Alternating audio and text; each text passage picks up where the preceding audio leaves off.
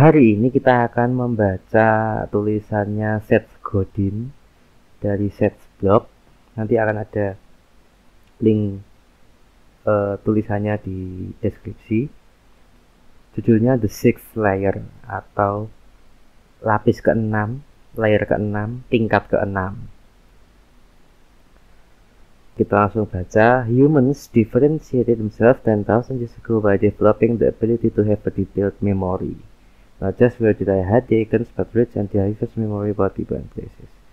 Umat manusia memisahkan dirinya dari spesies lain, khususnya spesies primata, 100.000 tahun yang lalu kira-kira, dengan cara mengembangkan kemampuan untuk memiliki ingatan yang rinci.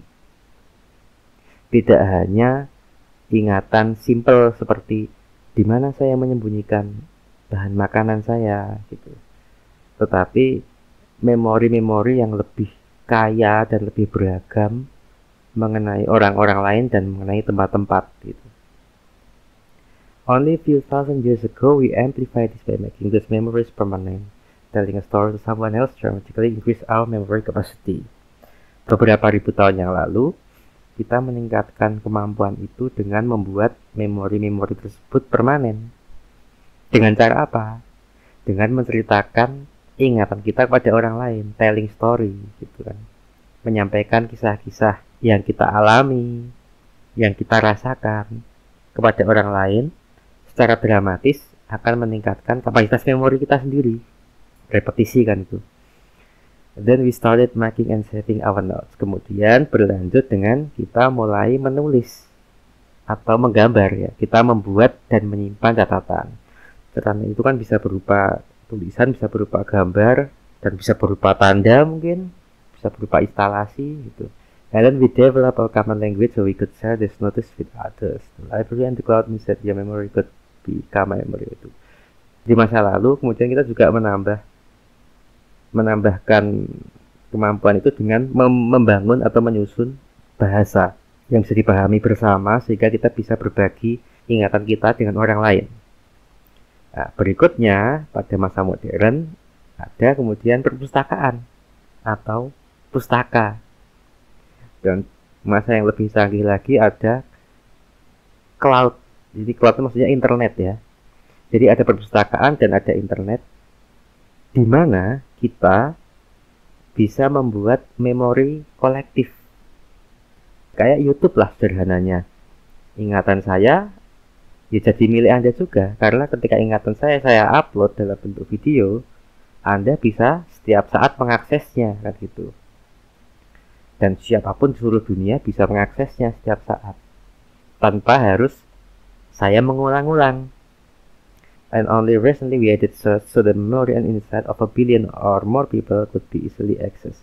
Nah, ini mulai muncul Yahoo, mulai muncul Google. Ya kan, itu baru saja kita menambahkan fitur searching.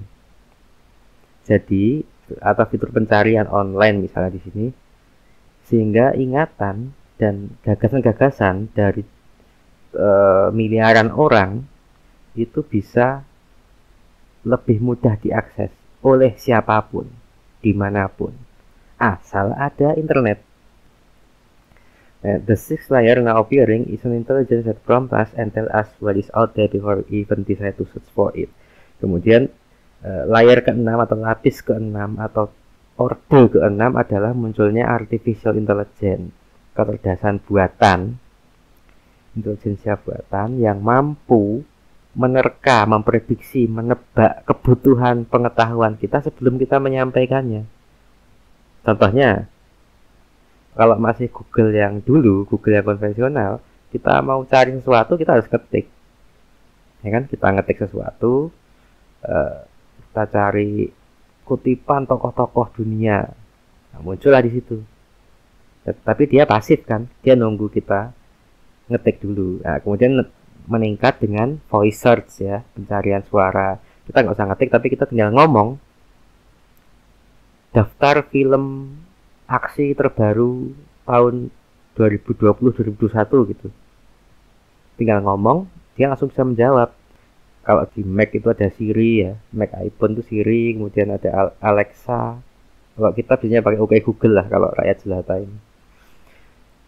Nah, itu masih yang dulu search itu. Nah, yang sekarang yang lapis ke-6 ini Google, kemudian apa ya, Amazon Alexa di sini nggak ada ya, atau Siri, itu mereka justru sudah menyediakan jawaban-jawaban atas kebutuhan kita sebelum kita bilang. Misalnya saya sama teman saya ketemu ngobrol bola gitu, saya senang Bayern Munchen, dia senang Manchester United, terus kita ngobrol nih, kita nggak nyentuh HP ya, HP taruh di atas meja, kita ngobrol bola. Kemudian 1 jam kemudian saya pegang HP, saya buka HP, semua iklan, semua newsfeed itu ya, semua berita baru itu nanti akan ya isinya sepak bola, tentang sepak bola. Ketika saya dan teman saya tuh ngobrol lebih banyak ngomongin Bayern Munchen sama MU, ya nanti yang keluar di situ ya Bayern Munchen sama MU. Akan ada iklan-iklan misalnya jersey, kaos bola, akan ada iklan misalnya saluran-saluran TV berbayar untuk nonton bola, dan seterusnya gitu. Terus ada nanti saran-saran pencarian itu, saran-saran beritanya ya dari media-media sepak bola. Jadi tanpa kita harus mengetik, tanpa kita harus ngomong, HP kita atau laptop kita itu kan dia setiap saat mendengarkan kita itu, ya kan, mic-nya selalu nyala dan selalu connect ke internet. Nah, dia merekam pembicaraan kita dan langsung dia sudah menyiapkan ini. Begitu kita buka HP, dia sudah menyiapkan, oh ternyata si pemilik HP ini, majikan saya ini suka dengan ini, ya udah saya tampilkan gitu. Itu artificial intelligence itu. Nah, no wonder we're a bit dizzy. We just multiple our minds for many others of my activities. Dizzy to consider as memory with our heart and ability to remember things. Nah, ada risiko yang muncul di situ. Jadi karena kemampuan artificial intelligence itu bisa dibilang meningkatkan atau melejitkan pikiran kita berkali-kali lipat, akan dengan mudah dia memunculkan kebingungan atau kekeliruan atau kesalahpahaman antara memori kita atau memori orang lain atau rekayasa pikiran orang lain dengan kemampuan kita untuk mengingat hal-hal yang terjadi pada kita. Misalnya begini, saya penggemar Bayern Munchen gitu kan, Lewandowski, Müller kan ya. Nah, ketika saya ngobrol sama teman saya yang dia suka MU, tiba-tiba di HP saya kan selain muncul rekomendasi Bayern Munchen, juga muncul rekomendasi MU. Selain muncul jersey Bayern Munchen, juga muncul iklan jersey Manchester United. Nah, itu kan masalah itu. Jadi AI ini punya kelemahan, dia karena dia nguping pembicaraan dan mungkin dia ya belum cerdas sekali, sehingga dia merekam pembicaraan apa saja, bisa jadi tanpa filter, sehingga omongan orang itu bisa dianggap itu pikiran kita gitu. Maka bahaya sekali.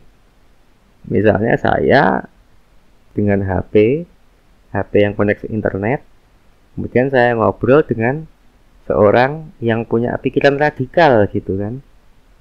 Nah, masuklah ke situ. Saya ngobrol sama dia, omongan saya masuk, omongan dia juga masuk. Nah, si HP ini bisa mengira, AI-nya itu bisa mengira, loh saya punya pikiran radikal gitu. Padahal kan enggak. Padahal itu lawan bicara saya. Padahal saya sangat, ya bukan anti ya, saya bukan orang radikal, saya orangnya moderat. Nah, tapi bisa confuse gitu. Bisa bingung dia membedakan ini sebenarnya omongan siapa. Nanti tiba-tiba setelah saya ngobrol berjam-jam dengan orang lain yang punya pikiran radikal, di HP saya rekomendasinya juga radikal muncul gitu. Kita lanjut. And when I realized that we have the power or perhaps the obligation to use our knowledge to make better or thoughtful decision and to intentionally edit automatically. Nah, Karena adanya itu tadi, karena adanya rekomendasi itu kan ada tuh sosial media juga ada kan, rekomendasi Facebook, rekomendasi Twitter, rekomendasi YouTube dan seterusnya, itu rekomendasi Instagram. Maka kita melalui artificial intelligence memiliki kemampuan untuk menemukan jawaban-jawaban atau memprediksi hal-hal yang perlu kita ketahui sebelum kita mencarinya. Maka ada tanggung jawab juga kita di situ. Tanggung jawabnya apa? Bahwa kita harus bagaimana caranya membuat supaya si AI itu sendiri itu bisa memahami bahwa berbagi pengetahuan, berbagi memori ini nggak asal gitu loh. Butuh manusia punya subjektivitas atau model pengambilan keputusan yang unik gitu kan. Terus and to integrate all the manipulation, dan termasuk si AI ini harus mampu untuk membedakan mana nih pembicaraan atau kalimat-kalimat yang faktual, mana yang bohong, mana yang dusta, mana yang memang dia diucapkan dengan sungguh-sungguh, mana yang sebenarnya cuma manipulasi. Untuk sekarang karena kapasitas itu belum ada, ya kita sendiri harus pintar-pintar memfilter gitu. Kalau supaya si AI di HP atau di laptop kita atau di tablet kita itu bisa memahami kita sebagai orang moderat, sebagai orang yang open minded, sebagai apa, misalnya kalau saya nggak tahu apa Anda seorang social justice atau Anda seorang aktivis lingkungan atau Anda seorang pebisnis, otomatis kan kita butuh pengetahuan, pengalaman, memori kolektif yang sesuai dengan bidang kita, dengan minat kita. Nah, jadi kita harus hati-hati nih kalau ngomong sekarang, kalau ngobrol sama orang, terutama kalau ada HP di situ, ada laptop di situ yang nyala dan online. Kita harus benar-benar ya kita ngomongin hal-hal yang sesuai minat kita, sesuai dengan ideologi politik kita, sesuai dengan preferensi kita gitu. Gak usah ngomongin yang aneh-aneh yang berlawanan dengan keyakinan kita. Nanti kemampuan prediksi AI yang belum bisa maksimal itu akan menjerumuskan kita. Takutnya begitu. Sekian.